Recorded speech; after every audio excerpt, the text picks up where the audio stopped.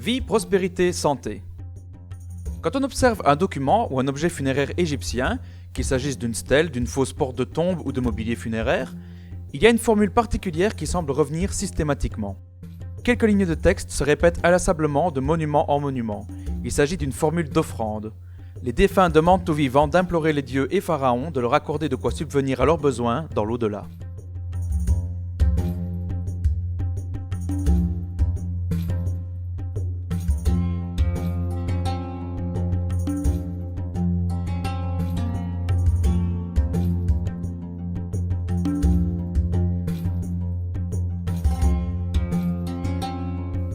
Dans cet épisode, nous allons détailler la structure de la formule d'offrande et en profiter pour éclaircir d'autres termes se rapportant aux défunts et aux inscriptions funéraires. Car c'est ce type de document, gravé dans la pierre, qui a subsisté en plus grand nombre jusqu'à aujourd'hui.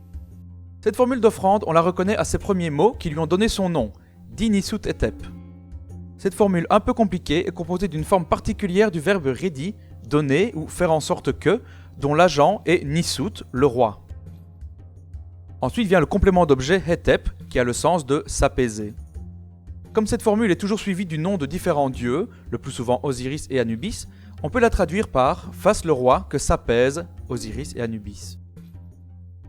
Cette traduction ne fait pas consensus. En effet, le mot Nisut, roi, étant presque toujours placé en tête par respect, c'est ce qu'on appelle une antéposition honorifique, comme on l'a vu dans l'épisode 6, ça amène certains à lire l'expression Hetep di Nisut, offrande que donne le roi. Néanmoins, nous garderons ici la traduction « fasse le roi que s'apaise ». Ensuite viennent donc le nom de différents dieux dont on cherche l'apaisement. La formule continue par les mots « dif » ou « dicen » qu'il donne. Il s'agit encore d'une forme verbale de « redi » donner, suivi du pronom suffixe se rapportant au dieu précédemment cité et qui s'accorde en genre et en nombre. Ensuite, on détaille les choses que l'on souhaite que ces dieux nous donnent. Le plus souvent, on verra apparaître l'expression « peret heru », offrande invocatoire. Puis le défunt détaille les innombrables choses qu'il souhaite recevoir en offrande. Détaillons un peu. Le symbole de l'offrande invocatoire est souvent complété par des signes supplémentaires désignant pain, bière, bovin, oiseau, dont on ne sait pas bien s'il s'agit de symboles déterminatifs ou d'idéogrammes. L'énumération d'offrande est introduite par M, consistant en, mais souvent en mi, et consiste souvent en 6 produits réduits à leur idéogramme. Pain, bière, bovin, oiseau, vase d'albâtre et pièces de tissu.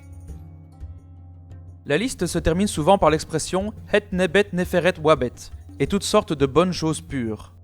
De plus, chaque élément de l'énumération est habituellement précédé de ham, qui signifie un millier de pain, un millier de mesures de bière, un millier de bovins, etc.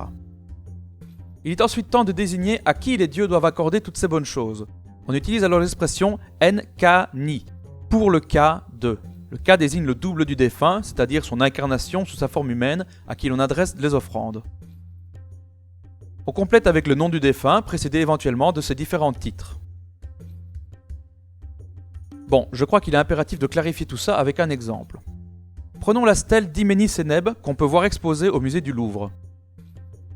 Directement, notre œil est attiré par le début de la formule Di-Nisut Etep, qui est en partie abîmée.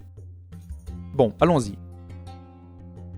Fasse le roi que s'apaise Osiris, puis on détaille quelques titres du dieu Osiris, Osiris qui préside aux Occidentaux, le grand dieu, seigneur d'Abydos. Ensuite, qu'il donne, ou puisse-t-il accorder, une offrande invocatoire de pain, lait, bovin, oiseau, et il est ensuite précisé et d'être bienheureux et puissant dans la nécropole. Au cas de, puis viennent les titres, au cas du contrôleur d'une équipe de prêtres d'Abydos, Iméni-Sénèbe, juste de voix. Si le défunt n'a aucun titre, ou s'ils ont déjà été cités, on trouvera souvent les titres honorifiques suivants. Vénérable Osiris, Iméni-Sénèbe, juste de voix. Ici, Osiris est un titre générique donné aux défunts qui souhaitent renaître tel Osiris dans la vie éternelle.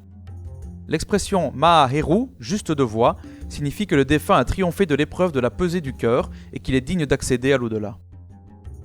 Prenons un deuxième exemple pour illustrer les variations possibles de cette formule d'offrande Di-Nisut Etep.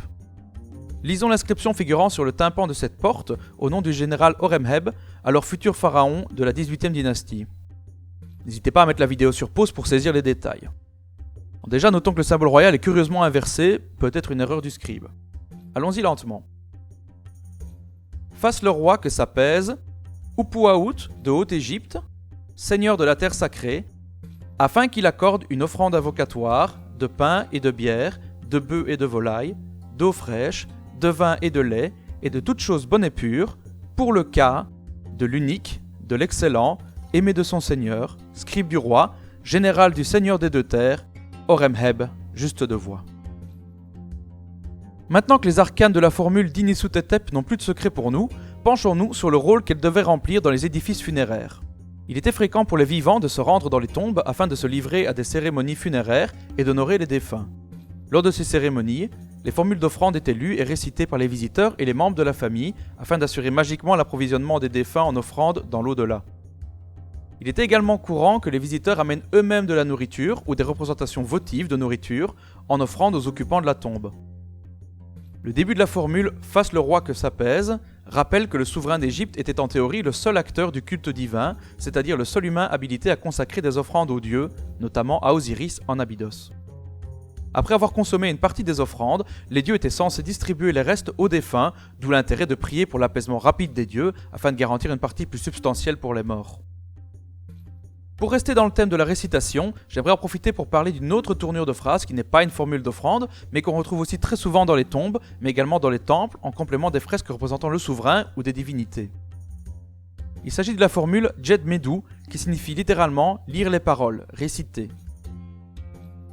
Elle sert également à introduire les paroles d'un personnage ou d'un dieu et est inscrite, souvent en colonne, à proximité immédiate de sa représentation et dans le même sens.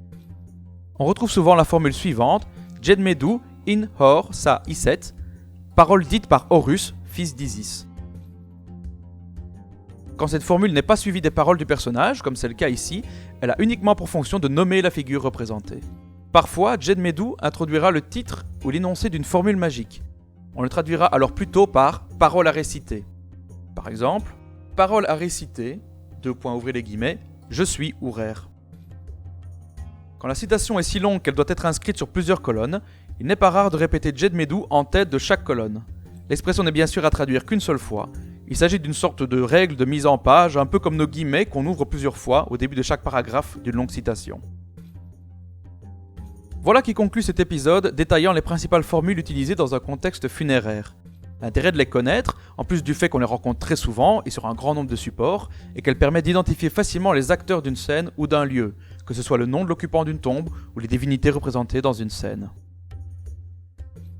Nous consacrerons le prochain épisode à dresser une synthèse des concepts de cette série depuis l'épisode 1, ainsi qu'à introduire la suite du programme si on peut dire.